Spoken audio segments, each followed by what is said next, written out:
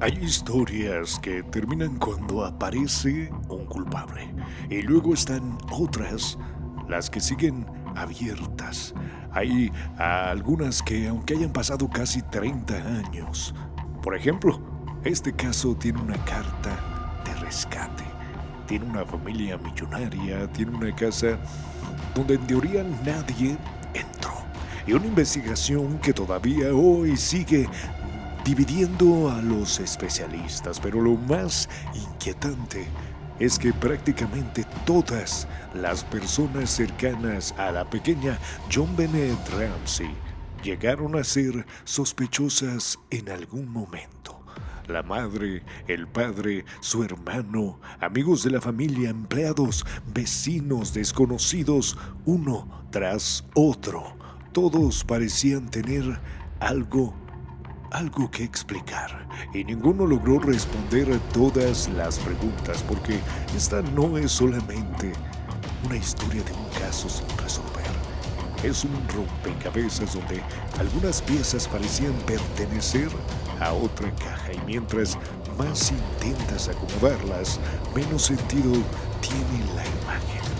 ¿Cómo es posible que una investigación con cientos de pruebas de ADN, con especialistas de primer nivel, con millones de dólares invertidos, continúe sin una respuesta definitiva? Quizá porque hubo errores, muchos errores, errores que comenzaron antes de que saliera el sol, errores que todavía hoy siguen siendo un motivo de discusión entre antiguos investigadores, errores que para algunos hicieron imposible conocer la verdad. Y aún así, hay algo que resulta todavía más extraño.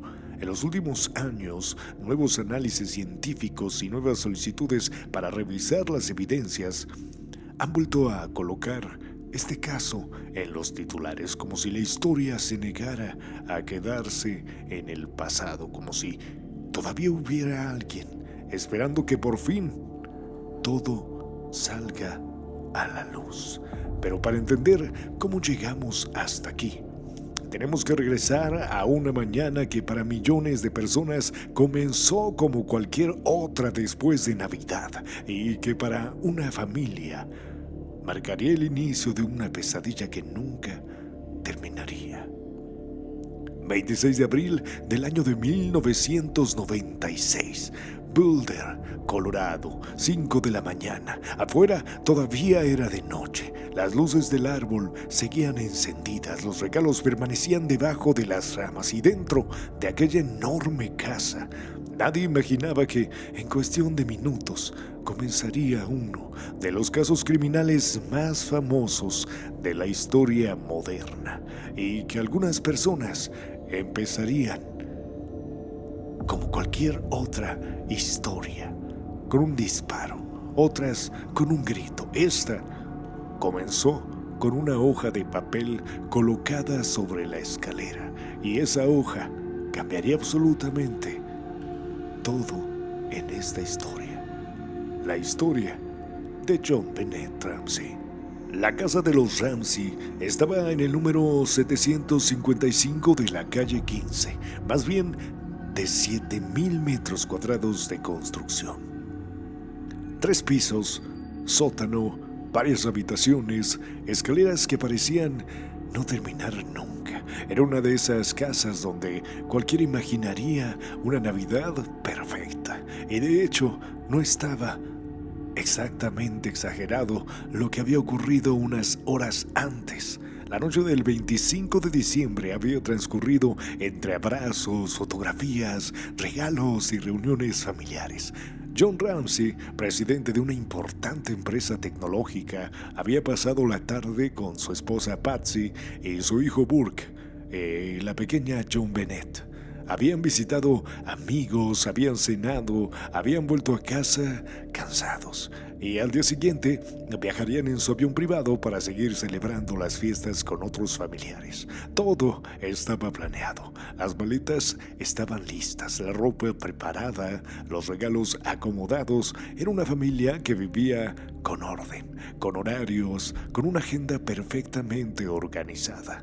Nadie podía imaginar que aquel itinerario jamás llegaría a cumplirse, porque mientras todos dormían, algo ocurrió dentro de aquella casa, y ese algo sigue siendo, casi 30 años después, una de las preguntas más difíciles de responder en la historia del True Crime.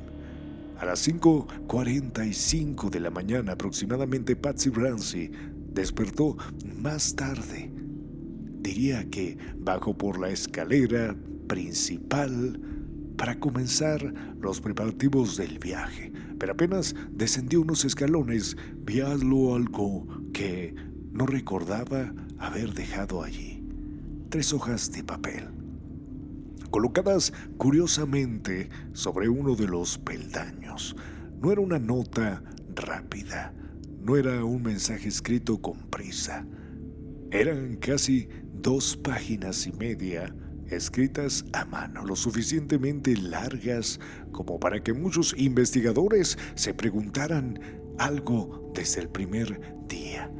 ¿Quién tendría el tiempo suficiente para permanecer dentro de una casa ajena escribiendo una carta tan extensa sin ser descubierto? Patsy comenzó a leer. Las primeras líneas hablaban de un supuesto grupo extranjero. Después venían amenazas, instrucciones, advertencias y finalmente aparecería una exigencia: $118,000, ni uno más ni uno menos. Exactamente 118,000. Y ahí apareció la primera gran anomalía. ¿Por qué esa cantidad? ¿Por qué no pedir 1,000,000? ¿Por qué no 10 millones, tratándose de una familia con una enorme fortuna? ¿Por qué exactamente 118,000? Días después, los investigadores descubrirían un dato que cambiaría por completo la perspectiva del caso. Esa cifra coincidía exactamente, bien, casi, con el bono anual que John Ramsey había recibido poco antes por parte de su empresa. Era información que muy pocas personas conocían, demasiado específica para hacer una simple coincidencia, demasiado precisa para ignorarla.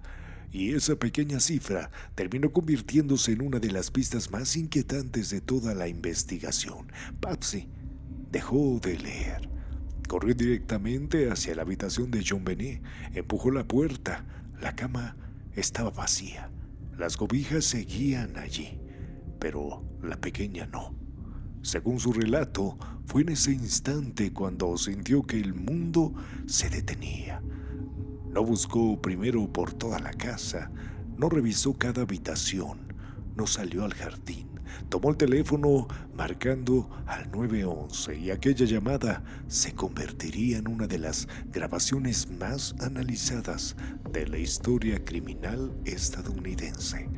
Pero no solamente por lo que Patsy dijo, sino por lo que algunos expertos aseguran escuchar. Cuando ella creyó que la llamada ya había terminado y ese pequeño detalle abriría una nueva línea sospechosa que todavía hoy provoca discusiones entre especialistas. Las llamadas al número de emergencia suelen durar apenas unos segundos, una dirección, una explicación rápida y después esperar. Pero la llamada que hizo Patsy Ramsey aquella mañana terminaría convirtiéndola en una de las pruebas más estudiadas de todo el caso. Su voz sonaba entrecortada, respiraba con dificultad, repetía una y otra vez que su hija había sido llevada. La operadora intentaba tranquilizarla mientras enviaba a las primeras patrullas hasta allí. Todo parecía la reacción desesperada de una madre, pero hubo un instante que cambiaría por completo la historia de esa grabación. Cuando la conversación aparentemente había terminado, Patsy no colgó de inmediato. Durante apenas unos segundos, la línea permaneció abierta, casi imperceptible, como si el teléfono hubiera quedado suspendido entre una llamada y el silencio. Años después, laboratorios especializados intentarían limpiar ese fragmento de audio y lo escucharon una y otra vez más, reduciendo ruido, aumentando frecuencias, separando voces, y fue entonces cuando comenzaron las dudas. Algunos especialistas aseguraban escuchar más personas hablando dentro de la casa. Otros afirmaban distinguir claramente la voz de John Ramsey. Había quienes decían escuchar también al pequeño Burke. Mientras otro grupo sostenía que todo era una ilusión provocada por el ruido de la grabación. Hasta hoy nadie ha logrado ponerse completamente de acuerdo y quizá nunca lo hagan, porque esa llamada terminó convirtiéndose en algo más que registró solamente ese tipo de emergencia. Se convirtió en un campo de batalla donde cada experto luchaba y escuchaba su propia historia, una historia diferente. Mientras eso ocurría, las primeras patrullas ya iban en camino. Los agentes llegaron pocos minutos después. Y aquí aparece uno de los errores más graves de toda la investigación. Un error del que todavía hoy se habla en las academias de policía de los Estados Unidos. La casa nunca fue retratada como una escena potencialmente crítica. En ese momento todos pensaban que estaban frente a un secuestro, no ante algo mucho más complejo. Por esa razón, la resistencia permaneció abierta. Y por supuesto, la casa también. Entraban familiares, salían amigos, llegaban vecinos, personas que únicamente querían acompañar a los Ramsey durante aquellas horas de angustia. Era un gesto completamente humano, pero también era un desastre para cualquier investigación. Cada persona que caminaba por los pasillos dejaba nuevas huellas. Cada puerta abierta modificaba el entorno. Cada taza de café, cada abrazo, cada movimiento. Todavía alterar pruebas que todavía nadie sabía que existían. Con el paso del tiempo, algunos investigadores recorrerían y reconocerían que aquellas primeras horas fueron caóticas. Y cuando la investigación comienza con caos, recuperar el control resulta casi imposible. Mientras tanto, sobre la mesa seguía la carta. 2 páginas y media escritas con calma, difícil de explicar. Los peritos comenzaron a revisarla, no tardaron en descubrir algo que volvió todavía más extraño el panorama. El papel pertenecía a la propia casa. La pluma utilizada para escribir también. Y según el análisis posterior, quien redactó aquella carta incluso habría hecho pruebas antes de escribir la versión definitiva. Es decir, la persona que escribió este mensaje no llegó con la carta preparada. La escribió allí, dentro de la residencia, con el tiempo suficiente para buscar papel, para buscar una pluma, comenzar, equivocarse, volver a empezar y terminar con un texto de casi 400 palabras. Piensa en esto por un momento. Si realmente alguien había entrado para llevarse a una niña, ¿por qué permanecer tanto tiempo dentro de la casa? ¿Por qué correr un riesgo innecesario? ¿Por qué escribir una carta tan larga cuando bastaban 2 líneas para exigir un rescate? Aquellas preguntas comenzaron a perseguir a los investigadores desde el primer día, y conforme pasaban las horas, las respuestas parecían alejarse cada vez más, porque el verdadero misterio todavía ni siquiera había comenzado. A las 10 de la mañana todos seguían esperando una llamada. La carta aseguraba que el supuesto grupo volvería a comunicarse para dar instrucciones. El reloj avanzaba, las miradas se dirigían constantemente hacia el teléfono. Nadie hablaba demasiado. Cada minuto aumentaba la tensión, pero las 10 pasaron, después las 11, luego el mediodía, y el teléfono nunca sonó. Fue entonces cuando uno de los investigadores tomó una decisión que cambiaría el rumbo del caso para siempre.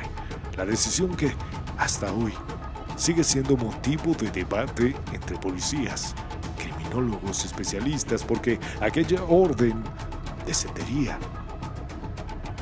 y desencadenaría el momento más impactante de toda esta historia. Quédate, seguimos en Noctámbulos. A las 12:05 de la tarde, la casa estaba completamente en silencio. No porque ya no hubiera personas, todo lo contrario, había policías, detectives, amigos de la familia, vecinos, todos caminaban lentamente, todos hablaban en voz baja. Todos esperaban que en cualquier momento sonara el teléfono, porque eso era exactamente lo que prometía la carta. Esperen nuestras instrucciones. Pero había pasado toda la mañana, nadie llamó. Piensa en ese momento, si realmente alguien había llevado a la pequeña John Bennett para pedir un rescate, ¿por qué nunca volvió a comunicarse? ¿Por qué arriesgarse a entrar en una casa, escribir una carta de casi 400 palabras, pedir dinero y después desaparecer sin interrumpir y sin cobrar ni un solo dólar? Era la primera gran contradicción, pero estaba lejos de ser la última. El detective Andor comenzó a sentirse incómodo. Algo no terminaba de convencerle. No podía explicar exactamente qué era. Simplemente tenía esa sensación que muchos investigadores describen después de años de experiencia. Cuando el silencio empezaba a hacer demasiado ruido, había demasiadas personas caminando por la casa, demasiadas conversaciones, demasiados movimientos y muy pocas respuestas. Fue entonces cuando ocurrió algo que cambiaría por completo el rumbo de la investigación. Uno de los detectives hizo una sugerencia aparentemente sencilla. Le pidió a John Ramsey que recorrieran nuevamente la casa, que hicieran un recorrido, que revisaran habitación por habitación, que buscaran cualquier cosa que pudiera parecer fuera de lugar. La intención era encontrar una nueva pista, una ventana abierta, una puerta forzada, algún objeto extraño, nada más. John descendió las escaleras, atravesó un pasillo, después otro. Caminó hacia una zona poco utilizada de la casa, un lugar donde casi nunca entraban las visitas, un sótano. Era un espacio oscuro, frío, con una habitación utilizada principalmente para guardar objetos. Una de esas puertas permanecía cerrada. John abrió la habitación y durante unos segundos nadie supo qué estaba ocurriendo. Lo primero que hizo fue quedarse inmóvil. Después dio un paso hacia atrás y enseguida volvió a entrar.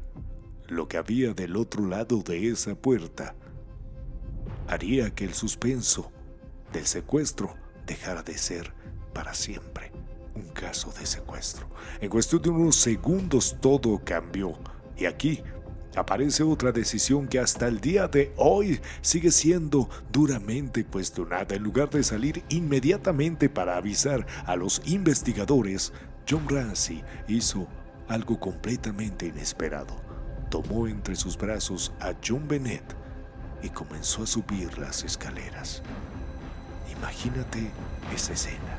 Una casa llena de personas, silencio absoluto, y de pronto un padre aparece cargando a su hija. Los presentes quedaron paralizados. Algunos comenzaron a llorar, otros simplemente no podían creer lo que estaban viendo.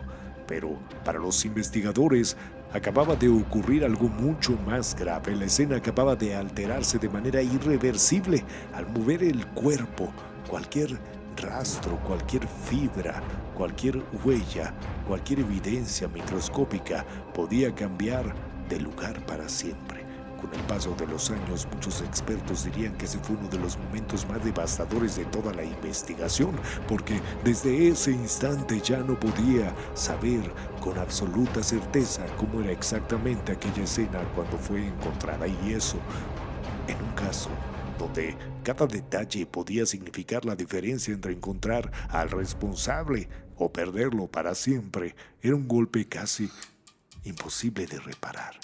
Pero si crees que esa fue una mayor contradicción de este caso, espera, porque los peritos apenas comenzarían a revivir todo este caso, revisando la casa, y muy pronto descubrirían algo que convertiría esta historia en uno de los expedientes más desconcertantes de la historia criminal moderna, porque cada nueva evidencia parecía responder una pregunta y al mismo tiempo abrir otras 10 más.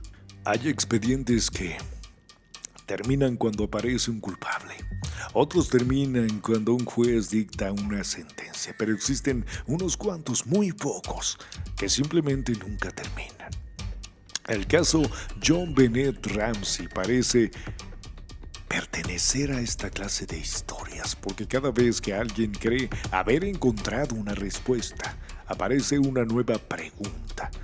Durante casi 30 años se analizaron fibras después de toda la contaminación que hubo de la escena, después de haberse filtrado algunos vecinos, algunos culpables descartados, incluso el hermano y la madre. Se revisó ADN. Se estudiaron las huellas, se entrevistó una y otra vez a familiares, policías, amigos, vecinos y especialistas y seguramente este caso lo has escuchado muchas veces. Se escribieron libros, se filmaron documentales, se enseñaron culpables señalados. Después fueron descartados y el ciclo comenzó una y otra vez. En los últimos años, los avances científicos permitieron revisar nuevamente parte de la evidencia. El padre de John Bennett ha insistido públicamente en que la tecnología actual podría encontrar la respuesta que en 1996 era imposible. Nuevas soluciones para explicar técnicas modernas de ADN volvieron a colocar el caso en las noticias. Y aunque algunos investigadores creen que todavía existe una posibilidad real de resolverlo, otros piensan que el tiempo terminó jugando a favor de quien dejó aquella casa aquella madrugada. Porque el tiempo también destruye problemas, también borra recuerdos, también cambia testimonios y a veces la verdad se vuelve tan frágil que termina perdiéndose para siempre. Pero quizá el verdadero misterio nunca fue únicamente descubrir quién estuvo dentro de aquella casa. Tal vez el misterio sea entender cómo un solo error puede cambiar el destino de toda una investigación. Una escena alterada, una carta que nadie logra explicar, una llamada que todavía genera discusiones hasta el día de hoy, un recorrido por la casa que terminó modificándolo todo y cientos de pequeñas decisiones que, vistas por separado, parecen insignificantes, pero juntas construyen uno de los rompecabezas criminales más desconcertantes de la historia. Y entonces aparece la pregunta más incómoda, la que casi nadie quiere hacerse. Y la respuesta siempre estuvo frente de nosotros, pero nunca supimos reconocerla. Eso es lo fascinante del True Crime. No porque nos guste el dolor, porque nos disfrutemos de la tragedia, sino porque cada caso nos enfrenta a algo profundamente humano, nuestra necesidad desesperada de encontrar respuestas. Queremos creer que todos los misterios pueden resolverse, que todas las historias tienen un final, que toda la oscuridad termina cuando alguien enciende la luz, pero no siempre ocurre. Hay noches, noctámbulos, que permanecen oscuras para siempre.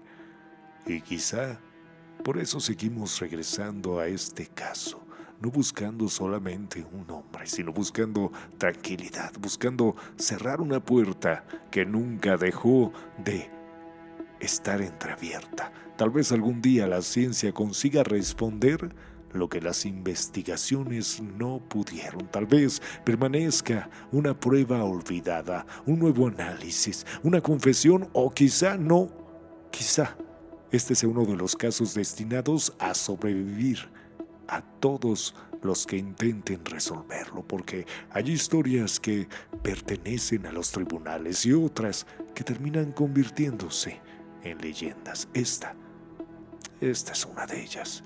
Y ahora quiero hacerte una última pregunta.